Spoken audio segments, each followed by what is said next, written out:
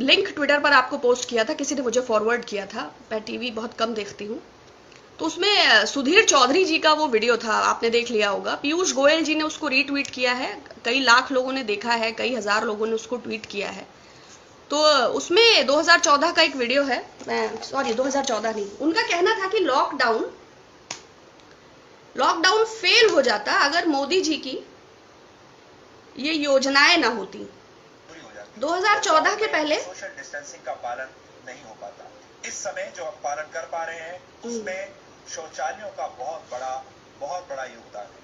दूसरा सवाल, क्या भारत, उन्होंने 5 प्रमुख सवाल पैदा करे सुधीर चौधरी जी ने, कि अगर 10 करोड़ घरों में शौचालय ना होता, अगर घरों में 8 करोड़ घरों में गैस चूल्हा ना होता, अगर 2 करोड़ परिवारों के पास मकान ना होता। देखिए कितने गंभीर क्वेश्चन है इस कोरोना वैश्विक संकट के समय, जबकि देश आपदा महामारी से जूझ रहा है। तो देखिए सुधीर चौधरी जी ने कितने वाजिब सवाल उठाए हैं। घरों में यदि शौचालय ना होता, बिल्कुल बहुत इंपॉर्टेंट बात है ये। 8 करोड़ घरों में गैस चूल्हा ना होता। आपको पता होगा कि 7 से 8% लोग ही अपने सिलेंडर्स को रीफिल करा पाते हैं। शेष सबने बांध के या तो टाण पे रखा है या बेच दिया है। बल्कि महोबा के गांव में किसानों का यह भी कहना था कि 1 लीटर मट्टी का तेल मिलता था, जिसकी ढिबरी में हमारे बच्चे पढ़ते थे, वो मट्टी का तेल भी बंद हो गया। और चूंकि हमारे पास रोजगार नहीं है तो सिलेंडर रिफिल कराने का तो कोई प्रश्न ही नहीं उठता।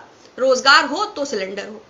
दूसरी चीज, अगर 2 करोड़ परिवारों के पास मकान ना होता, इंदिरा आवास योजना का नाम बदलकर प्रधानमंत्री आवास योजना कर लेना, निर्मल भारत को स्वच्छ भारत कर लेने से योजनाएं मौलिक रूप से आपकी नहीं हो जाती। Stop this cut copy and paste and it won't suits you as well. अगर 18,000 गांवों में बिजली ना होती, यह भी बड़ा कठिन प्रश्न है। 6,28,221 गांव हैं भारत में, उसमें से 18,000 गांवों में मोदी जी ने बिजली पहुंचाई और सुधीर चौधरी जी आप तक पहुंचा रहे हैं।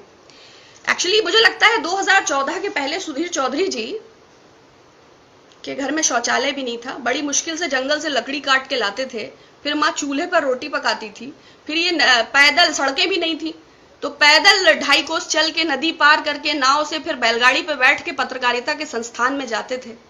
फिर वहां पे बंक किया या क्या किया कि पत्रकारिता का कोर्स तो पूरा हो गया किंतु मानवता और नैतिकता वहीं पर छूट गई। तो जो डेटा दिया है इन्होंने, बैंक का भी दिया है। जनधन खाते कुल कितने खुले हैं? अगर आप जाएंगे तो जनधन की वेबसाइट पर ही ये मेंशन है कि 22% खातों में तो फूटी कौड़ी भी नहीं है, बाकी खातों की भी क्या स्थिति है वो उसमें दिया हुआ है।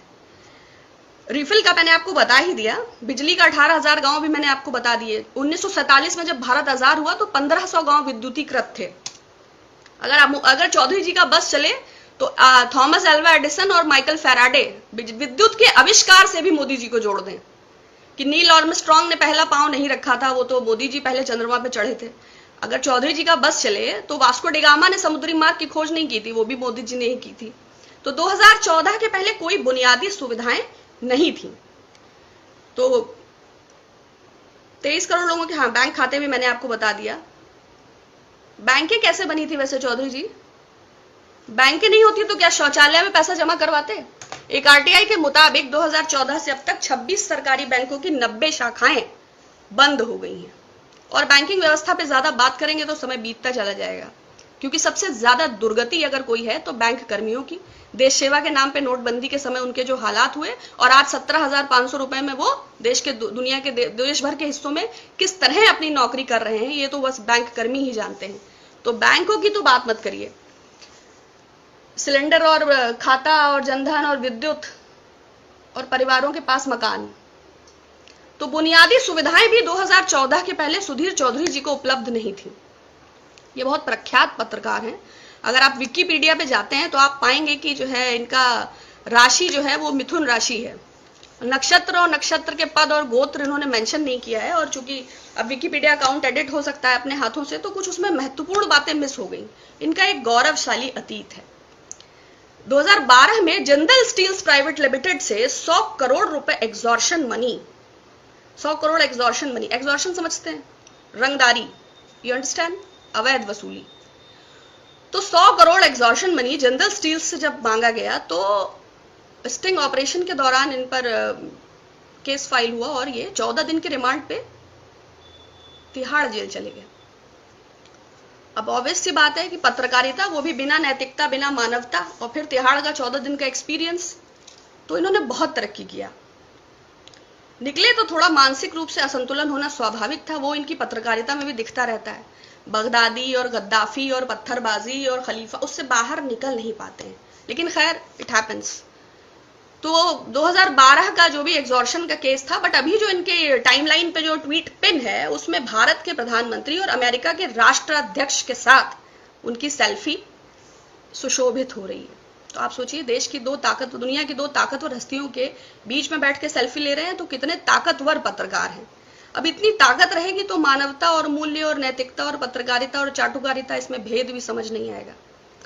तो इनके 2014 की बुनियादी हम लोग जो बातें कर रहे थे, 2005 से 2014 के बीच, देखिए अगर हम 1947 से जोड़ेंगे ना, तो हम हर अगले दिन सबल हुए हैं। ये बात अलग है कि शायद विज्ञापन उतना नहीं हुआ है, लोगों तक चीजों को पहुंचाने के लिए बहुत प्रयास किया गया है। आज 80 करोड़ भारतवासी खाद्य सुरक्षा कानून के अंतर्गत राशन वितरण प्रणाली में ही अपनी भूख मिटा रहे हैं। लेकिन सुधीर चौधरी जी, 2014 के पहले ना शौचालय था, ना सिलेंडर था, ना उनके घर में बिजली था, ना उनके घर में सड़क था। तो वो किस प्रकार, मैंने बताया ना, वो जंगल से लकड़ी काट के लाते थे, फिर माँ भोजन बनाती थी, फिर वो पैदल 6 कोस जाते थे, फिर नाव पे बैठते थे, फिर पत्रकारिता के संस्थान जाते थे, फिर बैलगाड़ी से लौट के आते थे। तो जो है अब उनको बुनियादी संस्थाओं का ज्ञान ही नहीं है। लेकिन खैर, उनके अनुसार मोदी जी 6 बरस से लॉकडाउन और कोरोना की तैयारी कर रहे थे, और सोशल डिस्टेंसिंग और आइसोलेशन इसलिए बहुत बेहतर फॉलो हो